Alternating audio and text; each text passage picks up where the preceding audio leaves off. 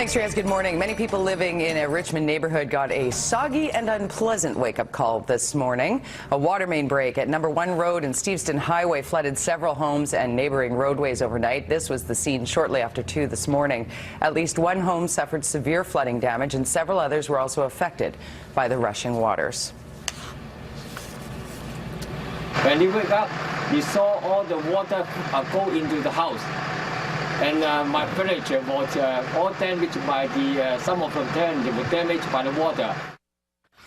RCMP and Burnaby are investigating after shots were fired into a black BMW. The drive-by shooting happened near a strip mall at Canada Way in Sperling last night. Luckily, no one was hurt, as no one was in the BMW at the time. A few other cars were also damaged. No arrests have been made. A big public warning from Vancouver police this morning. A convicted sex offender is now calling this city home. The VPD says Robert Major is a high risk to reoffend after doing time for sexual assault. In particular, police are concerned about the safety of girls under 16. Major has been ordered to stay away from alcohol and minors. Anyone who sees him breaking those conditions is asked to call 911. Police have identified a man killed in Richmond earlier this week. 23-year-old Jonas Fu was found outside a Steveston Highway house on Monday. Fu was not known to police, but investigators don't believe the attack was random. They're not saying how he was killed. BC New Democrats have responded to public safety concerns in Surrey. They've unveiled the Surrey Charter, a 5-point plan aimed at dealing with crime. It calls for increased policing and the creation of a community court, as well as increased social housing, more mental health care, and oversight of halfway houses. A Surrey MLA says the charter is sorely needed. We need to provide proper oversight for those people in need, and we need to protect our neighborhoods. So in a Surrey Accord, if we work as all levels of government together to solve these problems, we will, as a community, be better off. Surrey experienced a record number of homicides in 2013, including the death of a hockey mom during a random attack in Newton late last month.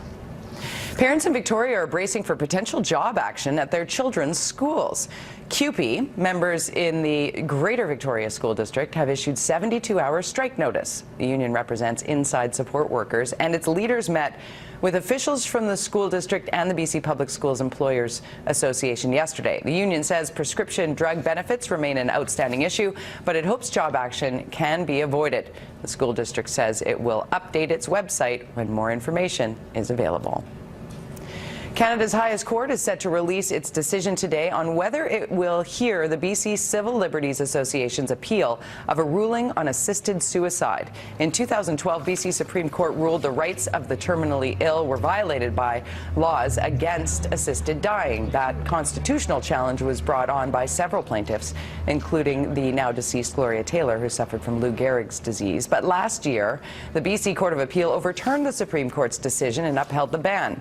The Civil Liberties Association says if the Supreme Court of Canada won't hear the appeal, the case will be over and the ban will stay in place.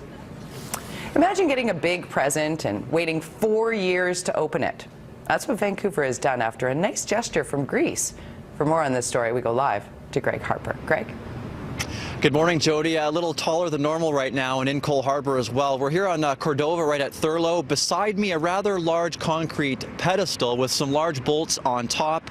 Eventually, there's going to be a statue on top of there, but there's been quite the delay here, a delay that's taken years, and that continues. We have some pictures of this area in daylight hours and what the statue is going to look like. It's supposed to feature Nike, the goddess of victory. As birthplace of the Olympics, Greece gives one to every Olympic host city. Now, in Beijing and London, the statues are already up, and in London, the statue went up before the Paralympic Games got underway. Vancouver received the statue in 2010, yet safety and engineering issues means it's still in storage. We hope that we will see it soon on the corner of Cordova and Thurlow. The spot is very well chosen because it's downtown. So the question now is, when will this statue go up? Well, it was supposed to be unveiled next month or so, and even the Greek sculptor was planning on traveling here and attend the ceremony. But reportedly this has been delayed, and no date has been set, so the delay continues. Jody? All right, thanks very much. Greg Harper reporting live for us this morning from downtown Vancouver. In other Olympic news, an openly gay Vancouver City Councillor has cleared a major hurdle in his quest to attend the Olympics in Sochi and meet with Olympic officials. With the help of the Russian honorary consul here in Vancouver, Tim Stevenson has secured a visa and plans to leave for Sochi in 2 weeks. His next step is to try and organize meetings with Olympic officials, that is. Stevenson plans to call on the IOC to include sexual orientation in its charter, something the Paralympics already has, and to ensure that every Olympic host city has a pride or a safe house for the LBGT community. Basically, I'm going to say, have a look at your brothers and sisters over here, the Paralympians. They've got sexual orientation. Why don't you? What's the big deal? All right, it is 6:36. Time to get you up to speed on the world of sports. And for that, we head to the Connected Studios. Here's Don Taylor.